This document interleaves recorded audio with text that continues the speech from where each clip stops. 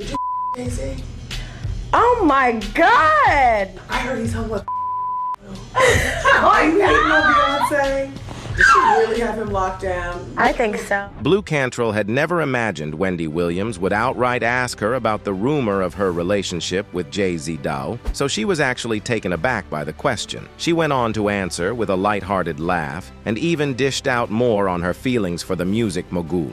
I have a big crush on him, though. I'll tell you that much. Did you still have a crush? The interview spread everywhere, with the public claiming that Blu should have kept Beyoncé's name out of her mouth before anything happened to her, and sure enough, Blu Cantrell disappeared. I just think it's a lot of fun, and I enjoy myself, and I like to make music, and I'm glad that people like my music.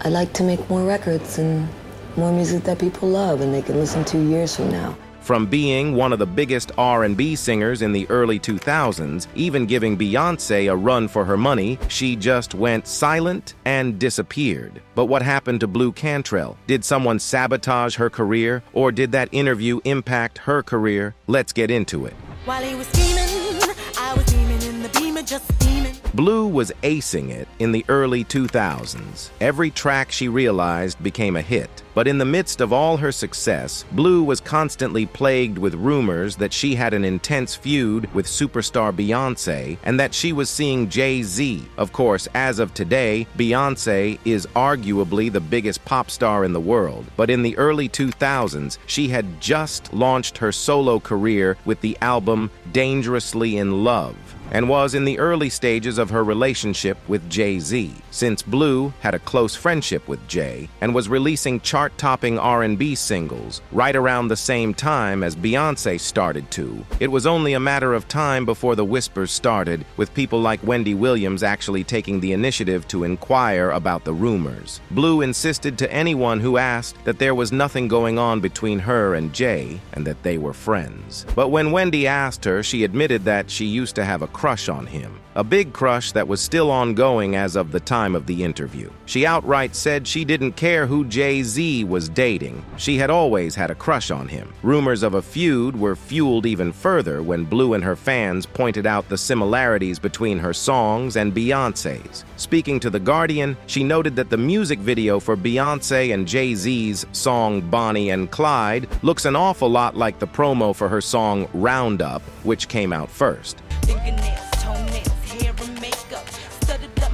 The two videos did actually look alike, and fans were wondering why Beyoncé had gone to such lengths. Some claimed she was giving Blu a warning, while others thought it might just be a coincidence. The video, which showcased the couple's dynamic chemistry and storytelling through a cinematic lens, drew immediate attention, not only for its artistic direction but also for its perceived similarities to Cantrell's own musical and visual style. Observers pointed out the striking resemblance to Cantrell's Roundup, noting how both videos portrayed themes of partnership, rebellion, and romance against a backdrop of high-stakes drama. The similarities between the two videos became a topic of intense discussion, with fans and critics alike debating the implications of these parallels. Was this a case of artistic inspiration, or was there a deeper message being conveyed through these visual and thematic echoes? The song's lyrics, rich with references to loyalty, betrayal, and the criminal romanticism of the infamous outlaw couple, were dissected by fans and critics alike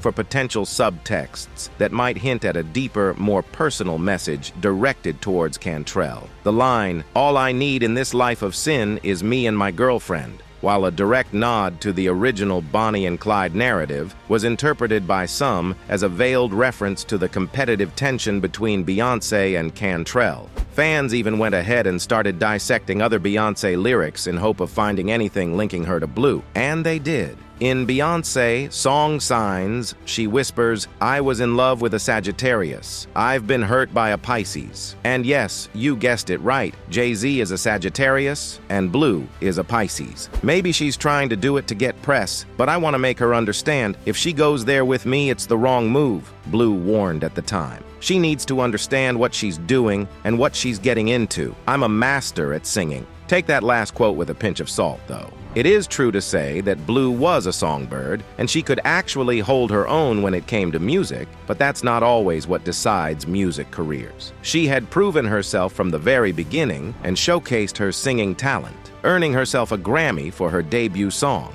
but none of those helped at the end. Blu Cantrell was raised in a musically inclined household, her mother being a jazz singer, and this environment nurtured her love for music from a young age, setting the stage for her future endeavors in the industry. I always listened to jazz as a child. It was something that was always in my house, and, Manhattan Transfers.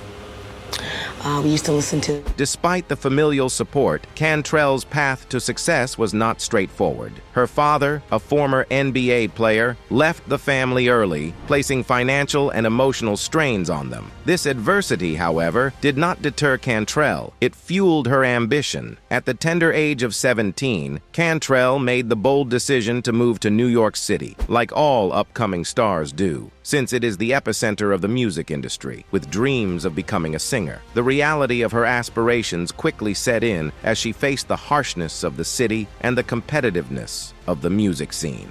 To make ends meet, Cantrell took on various jobs, including a controversial stint posing for risque photos for Blacktail magazine, a decision driven by financial necessity, but one that would later cast a shadow over her burgeoning career. I don't really feel anyway. I was nude and I was and it was hot.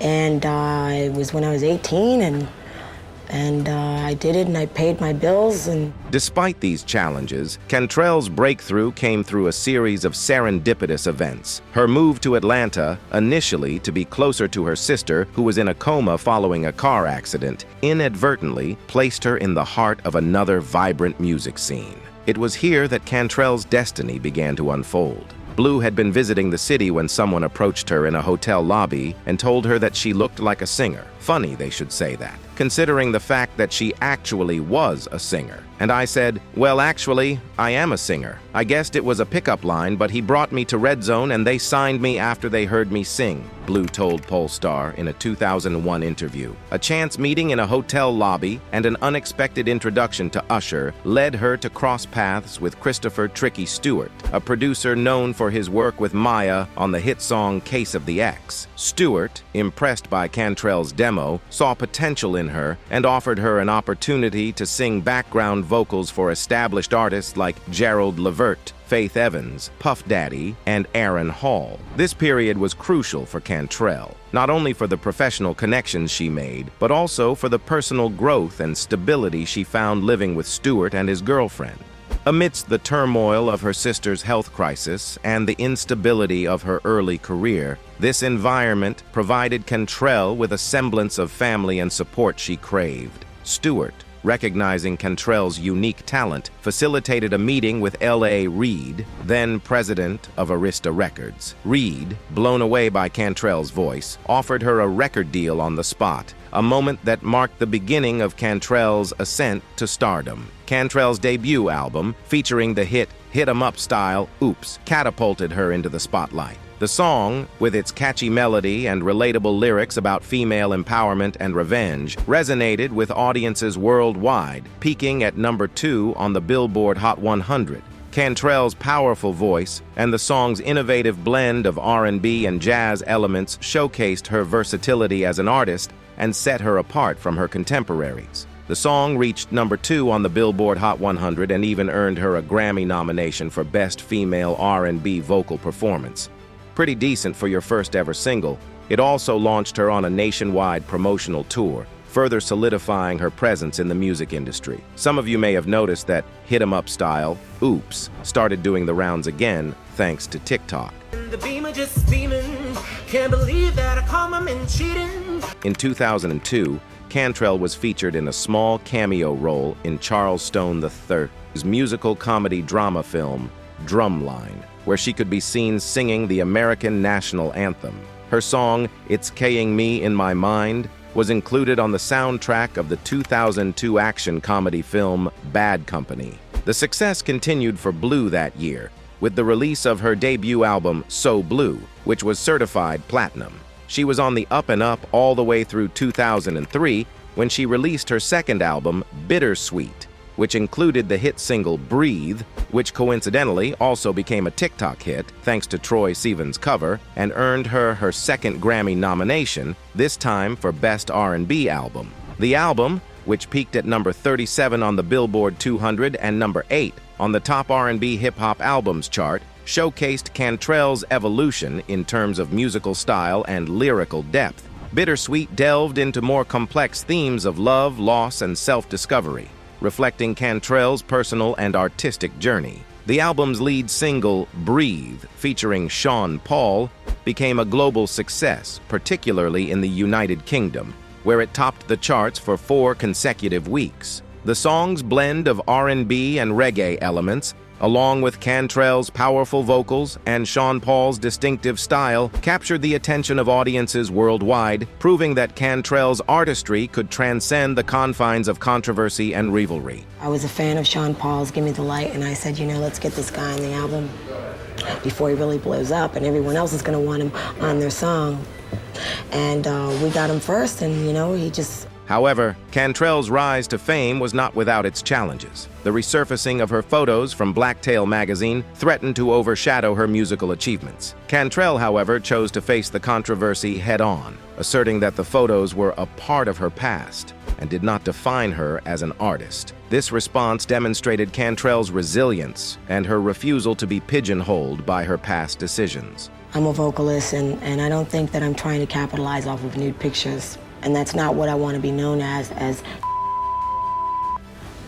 because I'm not. One of the most talked about issues was Cantrell's rumored relationship with Jay-Z, a narrative fueled by the media and the public's insatiable appetite for celebrity gossip. Despite Cantrell's attempts to maintain her privacy and focus on her music, the rumors persisted, casting a shadow over her achievements and contributing to a growing sense of turmoil in her personal and professional life. Adding to the complexity of Cantrell's situation were the allegations of rivalry with Beyoncé. Speculation about tension between the two artists was rampant, with some fans and media outlets drawing comparisons between their music and public personas. Between her admitted crush on Jay-Z and alleged with Beyoncé, Blu saw her fair share of controversy during her career. Speculation on social media suggests that she was blackballed from the industry amid the drama. People have made similar speculations about Tiara Marie and Foxy Brown's careers, and there may or may not be some truth to those claims. In 2014, an incident in which Cantrell was reportedly found screaming for help on the streets of Santa Monica brought her personal struggles into the spotlight. The incident, which resulted in Cantrell being taken into custody for a psychological evaluation, was a stark reminder of the toll that fame can take on individuals regardless of their success or talent. Cantrell was taken into custody by police for a psychological evaluation on September 3, 2014.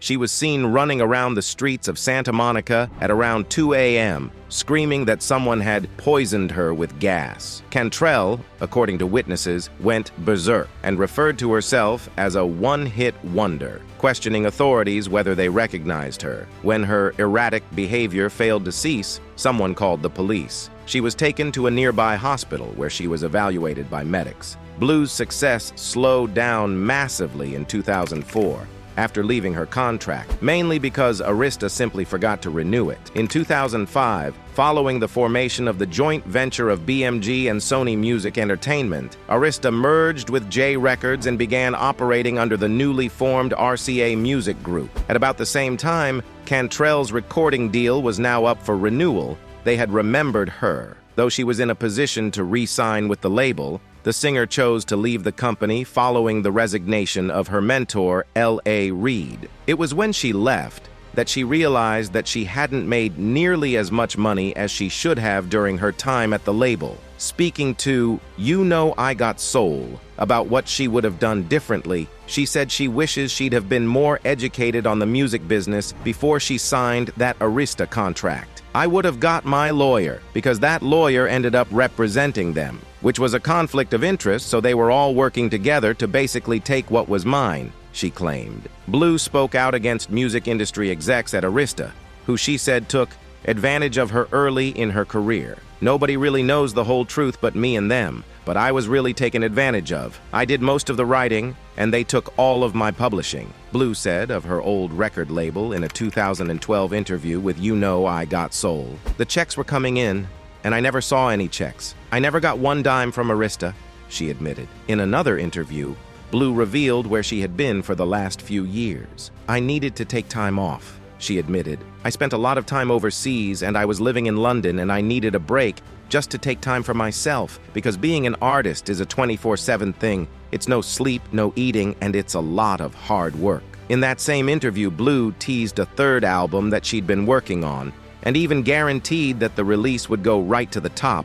But for some reason or other, that album never saw the light of day. Cantrell also starred alongside Lisa Ray and Kenya Moore in the musical stage play Gossip, Lies, and Secrets, which ran from September until November in 2007. The following year, she appeared in NBC's Celebrity Circus, becoming the first celebrity to be eliminated from the show in the season's second week. Blu was most recently seen in public in March 2020, right before the pandemic hit. She had been performing in London as part of Fat Man Scoop's Throwback Arena Tour, which also featured artists like Nelly, Shaggy, Eve, Maya, and Salt and Peppa. Blu, who was 44 at the time of the tour, sounded just as strong as ever while she performed her early 2000s hits. Still, doesn't the whole thing kind of make you wonder what really happened behind the scenes? Some claim she was pushed aside to give space to Queen Bee, while others claim that Bey actually liked her to the point of calling her firstborn Blu.